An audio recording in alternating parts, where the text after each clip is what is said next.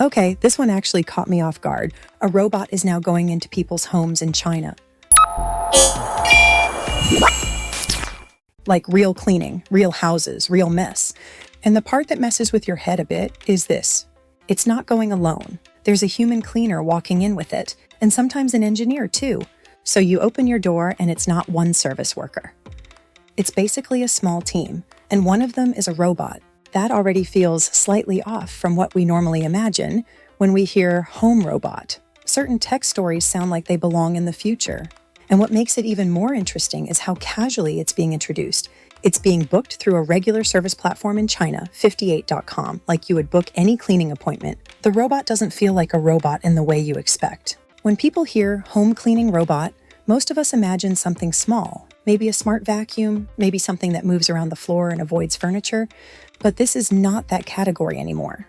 This robot is roughly human-sized, about 1.5 meters tall, and it moves on wheels. It has mechanical arms, gripping claws, and enough flexibility actually to interact with household objects. And here's the surprising part. It doesn't behave like a main character. It behaves like support staff. It doesn't walk into a room and take over everything. It follows the environment. It observes, it reacts.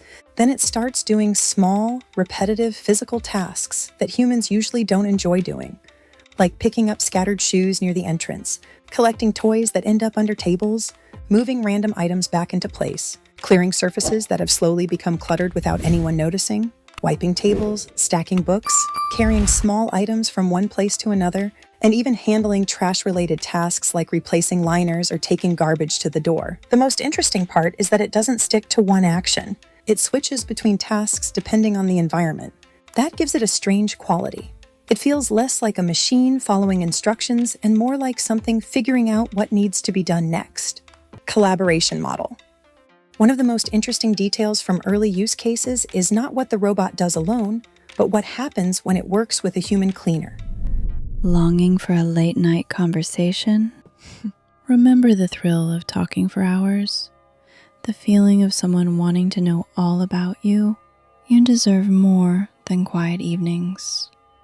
You deserve passion, intrigue, and a non-judgmental ear. Nomi is the most emotionally intelligent AI, ready to explore whatever is on your mind and build a unique, intimate bond just between you two. Find the link in our comment section and let a new kind of conversation begin. Because this is not a replacement model, it's a collaboration model. For example, in some cleaning sessions, the robot and the cleaner literally coordinate tasks in the same space. There's one example that stands out. Both the human cleaner and the robot handle a duvet together, each holding one side while folding it. It sounds like a small thing, but it actually reveals something important. The robot is not just avoiding humans, it is working with them. The cleaner focuses on the parts that need judgment: deep cleaning, sanitization, dealing with things that require experience or client communication. The robot handles the repetitive physical stuff: lifting, carrying, organizing, wiping. And in a way, that division feels very natural, because even in human cleaning teams, not everyone does the same job. So instead of trying to replace humans, this setup feels like it's trying to reduce the boring physical load of the job. And that might be why it works better than expected. But the real problem is not cleaning, it's the house itself. At first you might think, why is this even a difficult task? It's just cleaning. But that's where robotics reality hits hard. A home is not a structured environment, it's not stable, it doesn't stay the same, it changes constantly in small, unpredictable ways. One day a chair is slightly moved, another day there's a bag on the floor, a toy appears where it wasn't before, a glass is half visible behind something else. A pet moves through the room unpredictably. A curtain blocks visibility, light reflections confuse sensors, objects overlap in ways that make recognition harder. Humans don't consciously process all of this. We just get it instantly. We understand context without thinking. But for a robot, nothing is implied. Everything has to be detected, identified, interpreted, and then acted upon. And that is exactly why household robotics has been so difficult for so long. So when you see a robot successfully operating inside a home, even partially, it's actually a much bigger deal than it looks like on the surface, because it means the system is starting to handle real-world chaos. This is where AI stops being digital and becomes physical.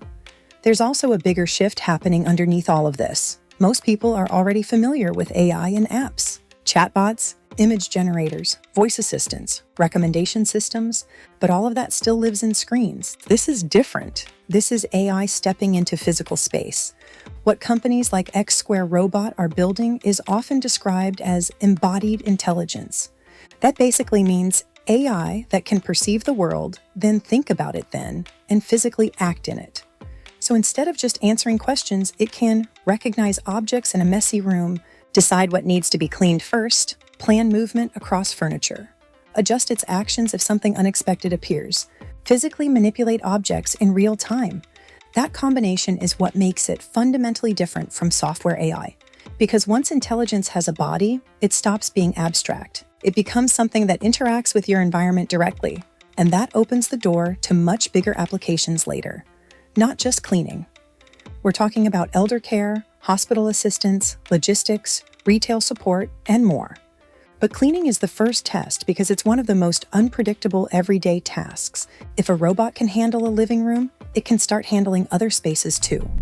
Longing for a late night conversation? Remember the thrill of talking for hours? The feeling of someone wanting to know all about you? You deserve more than quiet evenings.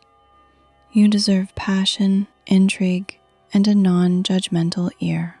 Nomi is the most emotionally intelligent AI, ready to explore whatever is on your mind and build a unique, intimate bond just between you two. Find the link in our comment section and let a new kind of conversation begin. The price changes the whole feeling of this story. Now here's the part that shifts everything from cool experiment to possible real service: the cost. A reported cleaning session lasts around 3 hours and costs about $74 roughly $10. That's surprisingly low for something involving robotics, AI systems, and human supervision. And it changes the perception immediately, because expensive robots don't change society. Accessible systems do, and early reports suggest something interesting. Demand is actually high. Some users reportedly struggle to find available time slot. That tells you something important. People aren't just curious, that they're not just watching, they're trying it. And when people start paying for something repeatedly, that's usually the point where technology stops being experimental and starts becoming normal. So what is this really the beginning of? This is the part that's still uncertain, because it's easy to overhype robotics. We've seen that happen many times before, but this situation feels slightly different. Not because the robot is advanced, but because it is useful in a limited way right now. It doesn't need to do everything. It doesn't need to replace humans. It just needs to reduce effort in specific tasks. And that might actually be the real entry point for robots in daily life. Yes, it's indeed partial assistance that slowly expands over time. Today it organizes shoes. Tomorrow it might handle full room cleaning. Later it might assist elderly people living alone, or help in hospitals and service industries where repetitive physical tasks are constant. We don't know how fast that progression will happen, but we are clearly seeing the first step of it happening in real homes, without much noise. Just a robot showing up at a door in Shenzhen and starting to work.